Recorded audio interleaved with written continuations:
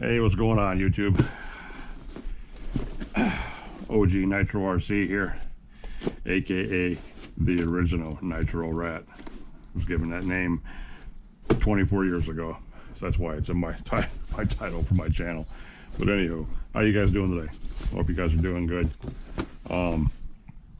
Everything's going good around here, and didn't get to run any nitro today. Take a little break, I guess, kind of meant to be. Ran out of fuel. Check my tracking. My fuel won't be here, they say, till Tuesday, but it's UPS. So I'm looking more around Monday, possibly Sunday, maybe. But yeah, if it gets here early, we'll be out running. If not, I gotta wait till it gets here before I can finish knocking that bad boy in and tuning that one up. And this one, I told you, went through and checked the electronics on it. This is good to go. This is that Ultra MBX Pro, the old dog. It's got a kick-ass old ancient MDR battery, 1200 milliamp battery in it. The only problem is that it's leaking. It's popped one of the cells in there, but so we're going to take that out and dispose of that properly. It's got the original Aerotronics receiver in here.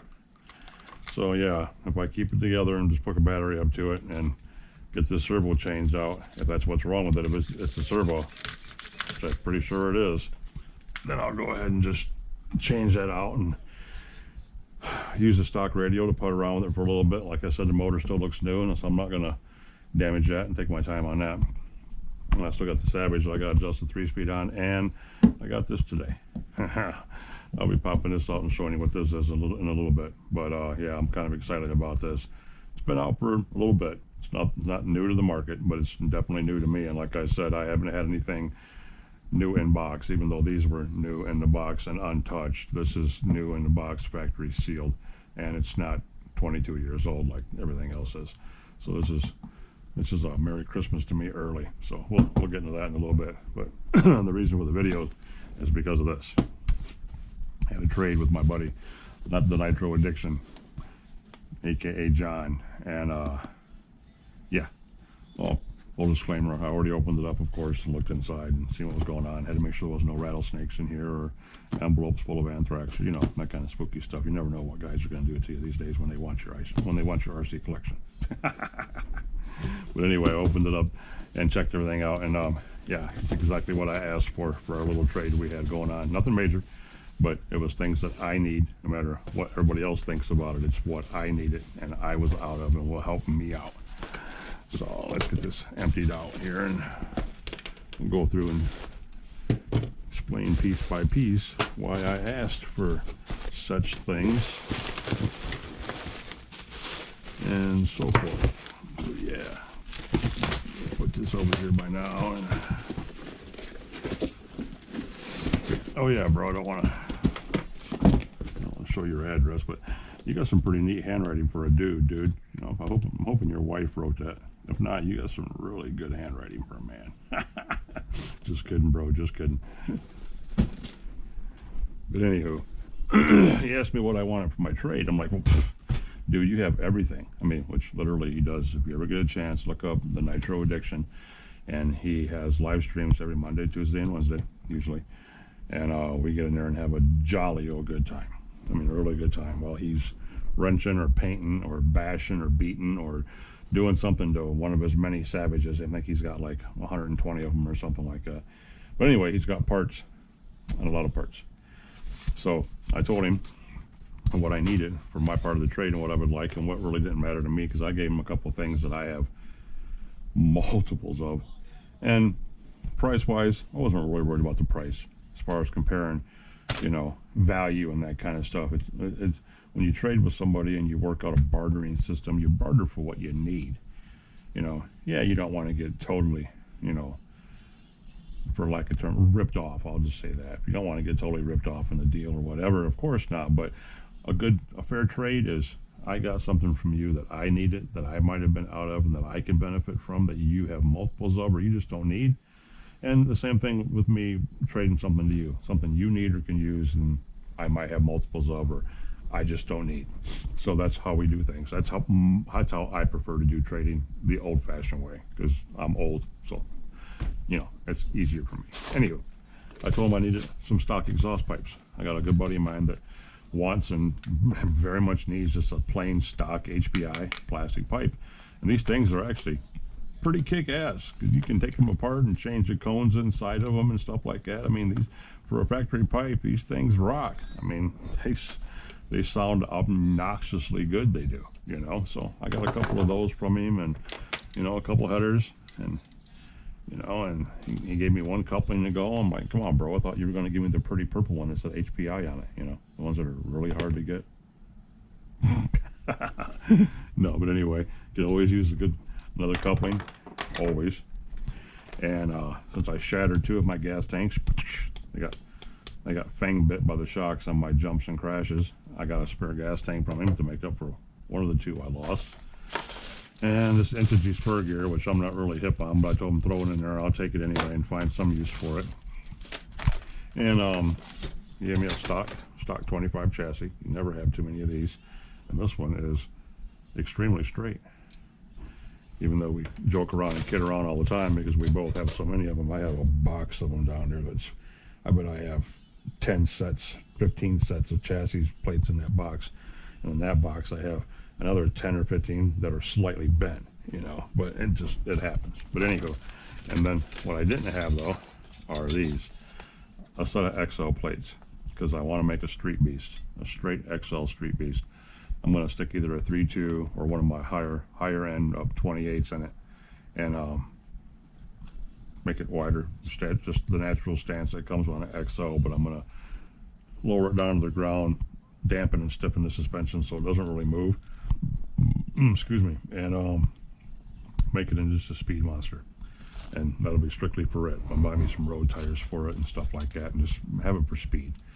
And then this gold standard 25 chassis,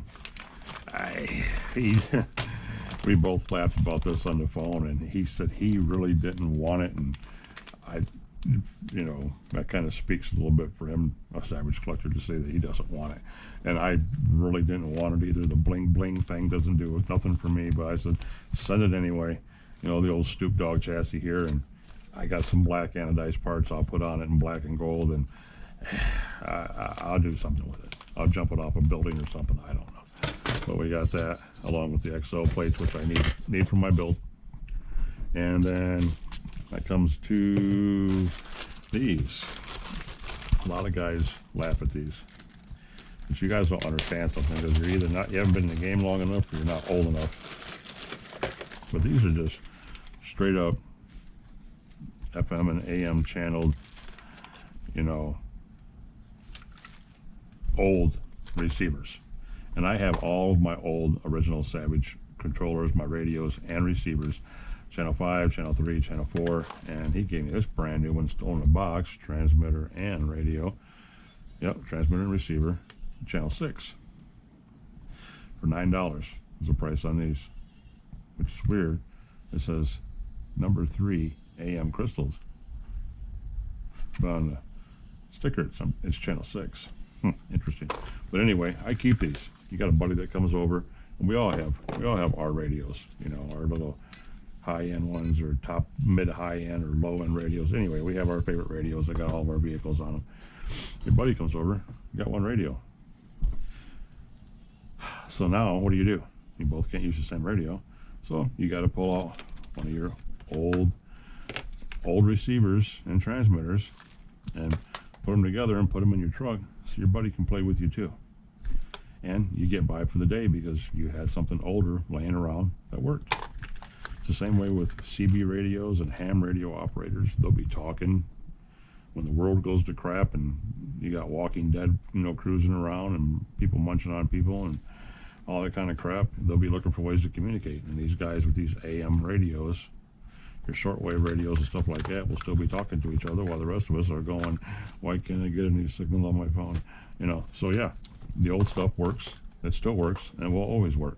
That's why I keep these things around. And he had some that he says he'll never use. I said, well, throw them in there, I'll take them. So that was part of the deal too. And then back to the XL build. I have a couple of 3-speeds. I got one of them that's missing the tree gear in it, so I got to replace that. But I said I need a 3-speed. Well, these things go from anywhere from 60 to 100 bucks. It depends on who you buy them from on eBay. He says, well, I got one. It's in really good shape, and I can hear it on the inside. It's clean. So I got me a 3-speed out of the deal too, and these.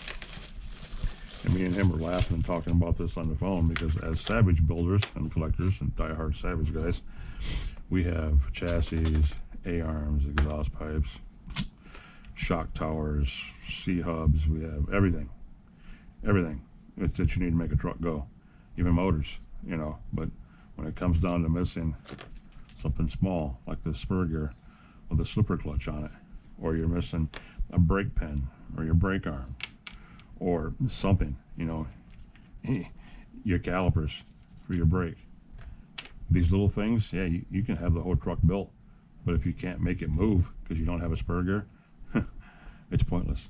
So we're not missing, but we can always use these smaller pieces because these pieces are what make the trucks move. So I told him I can use a couple extra spur gears with the brass bushings in them because the brass bushings are separate, and 49, 47 tooth, one for torque, one for speed. I got a couple, so I need a couple clutch bell bearings. I don't have any more bearings in case I run out. He threw in a couple good clutch bell bearings, you know, and then he threw in all the guts. You got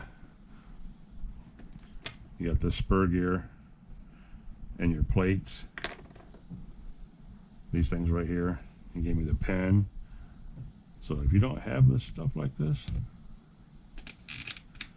you can have everything else you want, but the truck ain't gonna move if you don't have these things right here. I'm telling you. So you're screwed. That goes on there like that. That goes on there like that. Even that little washer right there. And your tension spring. And then your nylon nut. That goes on there. And that's how you crank down your slipper clutch, your slipper pad, so it doesn't slip. And now that sucker will move, but it still won't stop unless you got this. And you put your brake arm in there, and you got your little brass push pin that you set down in there,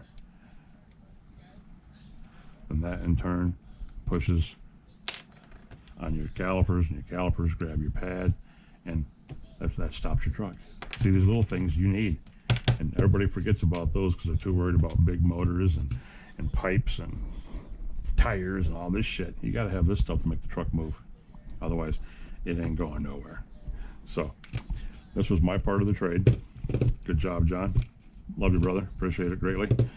And I can't wait to get that stuck in this and get started on building this, because I'm probably gonna put my 28, one of my new 28s in the box up there inside this, and I'll get started on that build as soon as I get the rest of this homework out of the way I have behind me and laying all over the place, you know. And then I just got this thing in the box I still have yet to get out and show you what that is, and then that's going to require work. So yeah, fun, always something to do, but it's something to do with a hobby that we all love, so I'll take that any day.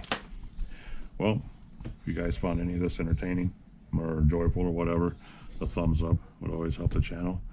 You know, like, comment, subscribe. Subscribing helps too. Comment, good, bad, whatever, doesn't matter to me. Knows nothing at all. But if you like any of this stuff, let me know. Say something. Bring up a trade that you guys had or did, or something that you value, you know, when it comes down to wheeling and dealing.